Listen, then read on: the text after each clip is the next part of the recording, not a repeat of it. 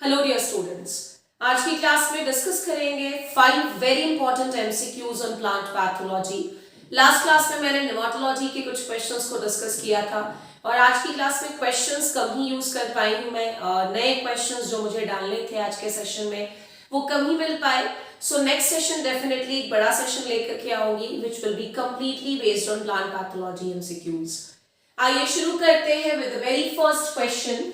Most widely used biological control agent is। दिए गए options में से उस पर्टिकुलर बैक्टीरिया का नाम बताओ जो कि सबसे ज्यादा यूज किया जाता है एज बायो कंट्रोल एजेंट। सबसे पहला है Pseudomonas butida, दूसरा है Pseudomonas fluorescens, तीसरा है Bacillus subtilis and the last option is none of the above।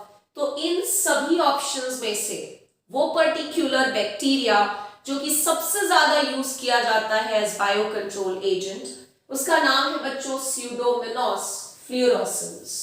ध्यान रखेंगे इस चीज को, that Pseudomonas fluorescens is the most commonly used biological control agent। जिनमें से भी ऑप्शंस आपको नजर आ रहे हैं उनमें से बात कर रही हूं मैं। Pseudomonas butida था ऑप्शन में, Bacillus subtilis था, Pseudomonas fluorescens भी था। तो इन तीनों में से मोस्ट कॉमनली यूज कौन सा है? तो Pseudomonas fluorescens। आई होप आप सभी को ये क्वेश्चन क्लियर हो गया होगा कि दिए गए ऑप्शंस में से मोस्ट कॉमनली यूज कौन सा है। So the answer will be Pseudomonas fluorescens। Coming to question number 2, blast disease was first reported in. दिए गए ऑप्शंस में से ब्लास्ट डिजीज को सबसे पहली बार कहां पर रिपोर्ट किया गया? जापान, फिलीपींस, इंडिया या नन ऑफ द अबव। तो ध्यान रखिएगा यहां पर जिस ब्लास्ट डिजीज की बात हो रही है वो डेफिनेटली राइस के लिए ही हम बोल रहे हैं। And the blast of rice is caused by a fungus जिसका नाम है पाइरिकुलारिया। इतना बेसिक नॉलेज हर स्टूडेंट को होता है। कहां पर सबसे पहली बार रिपोर्ट किया? सो the answer will B Japan. ध्यान रखिएगा। कमिंग टू क्वेश्चन नंबर 3, आइए पढ़ते हैं क्वेश्चन नंबर 3 को। The plant pathogenic bacteria having important role in genetic engineering. इनमें से कौन सा ऐसा बैक्टीरिया है जो कि प्लांट में डिजीज तो कॉज करता है लेकिन प्लांट जेनेटिक इंजीनियरिंग में इसका एक बहुत इंपॉर्टेंट काम होता है? पहला ऑप्शन है एग्रोबैक्टीरियम, दूसरा ऑप्शन है Xanthomonas, तीसरा है Corynebacterium and the last is none of the above. तो आपको बता दूं कि जो एग्रोबैक्टीरियम है इससे बेसिकली हमारे प्लांट में दो तरह के डिजीजेस होते हैं। एक है क्राउन गॉल और दूसरा है hairy root disease. Although it is plant pathogenic but ये काफी ज्यादा यूजफुल होता है प्लांट जेनेटिक इंजीनियरिंग में बिकॉज इस पर्टिकुलर बैक्टीरिया से हमने दो प्लाज्मिड्स निकाले हैं जो कि जेनेटिक इंजीनियरिंग में बहुत इंपॉर्टेंट साबित हुए हैं। एक है TI प्लाज्मिड और दूसरा है बच्चों RI प्लाज्मिड।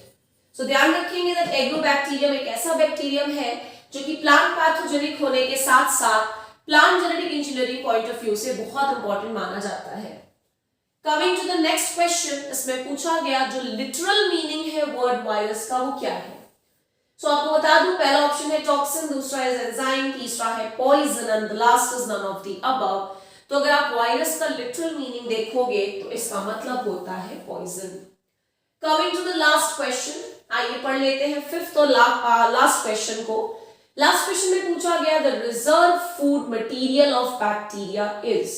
इनमें से कौन सा बैक्टीरिया का रिजर्व फूड मटेरियल माना जाता है? जैसे प्लांट का जो रिजर्व फूड मटेरियल है दैट इज स्टार्च, आप चाहे तो इस पॉइंट को लिख भी सकते हैं। एनिमल का जो रिजर्व फूड मटेरियल है दैट इज ग्लाइकोजन। और दिए गए ऑप्शंस में से जो सबसे करेक्ट ऑप्शन जा रहा है for the reserve food material of bacteria वो हो जाएगा option number D which is beta hydroxybutyrate।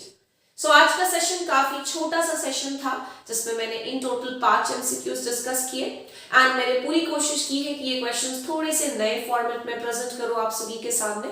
Next class भी प्लांट पैथोलॉजी के ही एमसीक्यू सेशन पर बेस्ड होगा बट क्वेश्चंस की संख्या में डेफिनेटली ज्यादा लेकर आऊंगी। हर दिन हमारे वीडियोस देखते रहिए नई कुछ चीजों को सीखने के लिए। पढ़ते रहे, मेहनत करते रहे। Thank you so much.